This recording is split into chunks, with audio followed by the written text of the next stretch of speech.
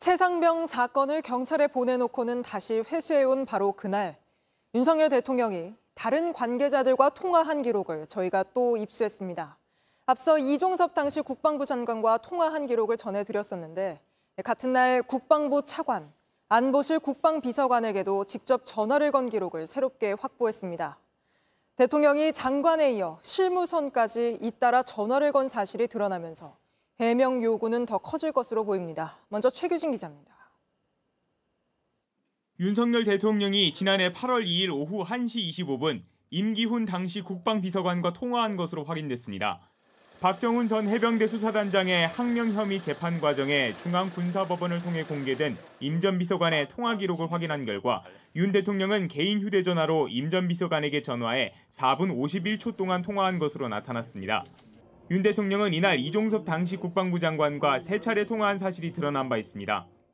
시간 순으로 정리하면 최상병 순직 사건이 경찰로 넘어간 사실이 알려진 뒤 낮 12시 7분부터 윤 대통령과 이 전 장관이 3차례 통화합니다. 채 30분도 지나지 않아 윤 대통령은 임 전 비서관과도 통화했습니다. 이후 군검찰의 사건 회수와 박 전 단장에 대한 보직 해임이 진행됩니다. 임 전 비서관은 지난해 7월 31일 김계환 해병대 사령관과 수차례 통화한 사실이 드러나면서 김 사령관에게 이른바 VIP 경로서를 전한 인물로 지목돼 왔습니다. 이 전 장관 측은 그동안 윤 대통령과의 통화에 대해 사단장을 빼라는 지시를 받은 적 없다고 선을 그어왔습니다. 윤 대통령이 이날 이 전 장관뿐 아니라 임 전 비서관과도 통화한 사실이 드러나면서 이따른 통화가 최상병 순직 사건과 정말 무관했는지 의문이 커지고 있습니다. JTBC 최규진입니다. 사건 회수 이후 혐의자에서 빠진 임성근 전 해병대 1사단장은 부하들의 과도한 의혹 때문에 생긴 일이라며 자신에겐 책임이 없다고 주장해왔습니다. 그런데 임 전 사단장이 당일 현장 지휘관들에게 크게 화를 냈다는 대화가 담긴 통화 녹취 파일이 추가로 공개됐습니다. 이 통화 이후 약 1시간 뒤 최상병은 급류에 휩쓸렸습니다. 이승환 기자입니다. 경북 예천군 내성천에서 실종자 수색 작업을 하던 최상병이 급류에 휩쓸린 건 지난해 7월 19일 오전 9시쯤입니다. 그보다 1시간여 앞선 오전 7시 20분, 최상병이 소속된 포7 대대장과 선임 대대장인 포11 대대장의 통화 내용입니다.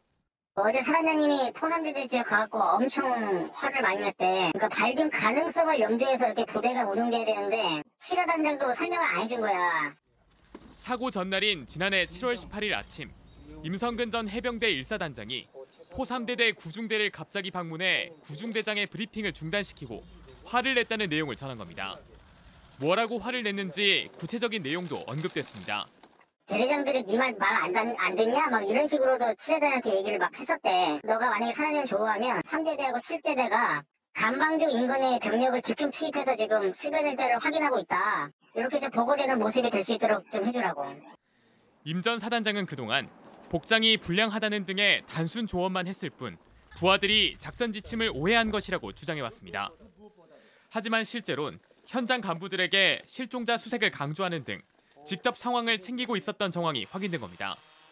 폭우로 위험한 상황임에도 임 전 사단장의 의사 때문에 수색을 중단하기 어렵다는 취지의 통화 녹취도 공개된 바 있습니다. 정식으로 철수희 씨는 네. 좀 상황이 애매해. 내가 사장님께 몇 번을 거리드렸는데. 네, 알겠습니다. 전날부터 알잖아. 예. 강인하게 이렇게 해야지. 이게 하루 이틀 갈 거다. 전날부터 사기 떨어져서 그러면 안 된다. 임 전 사단장은 모레 법사위 최상병 특검법 입법청문회에 출석합니다. JTBC 이승환입니다. 윤석열 대통령의 통화 기록이 새롭게 드러나면서 파장이 커질 것으로 예상됩니다.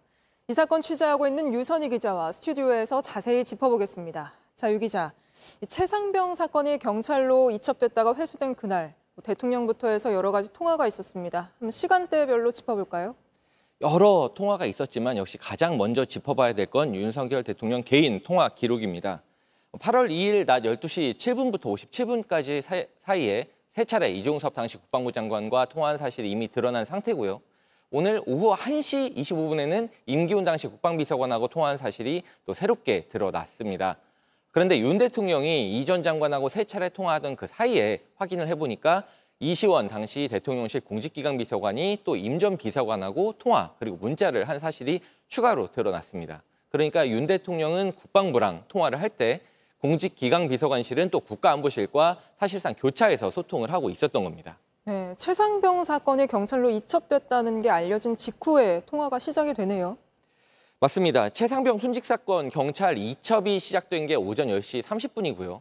또 낮 12시부터 오후 1시 30분 사이에 윤 대통령, 이종섭 장관, 이시원 비서관, 그리고 임기훈 비서관의 통화가 교차가 됩니다. 그리고 오후 4시 21분에는 윤 대통령이 신범철 당시 국방부 차관한테 전화를 했고 또 오후 4시 46분에는 이시원 비서관이 유재은 국방부 법무관리관에게 전화를 했습니다.